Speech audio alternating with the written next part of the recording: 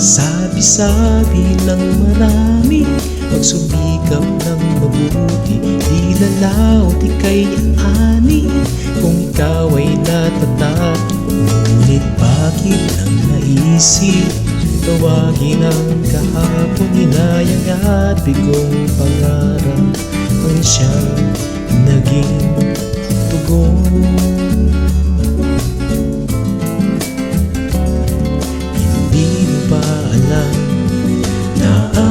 Panginoon ang naglalandas ng ating panahon. Sa bawat hakbang ay tiyak,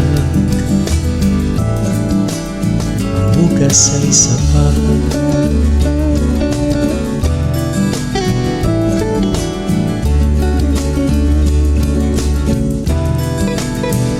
Kung sa sarili lang aasa, kahit pa alam mong kaya, buhay di natataan lang sa diskarte at sa forma. Isang huni sa Diyos lagi, lahat mong hangarin, paglingon mo sa kahapon, nakasalo siya sa tiging. Hindi mo pa alam na ang Panginoon ang naglalandas ng ating panahon.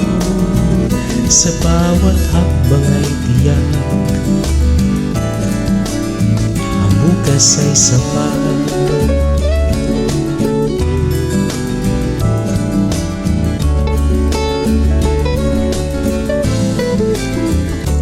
Lagi mong tatandaan na ang Panginoon ang naglalandas ng ating panahon.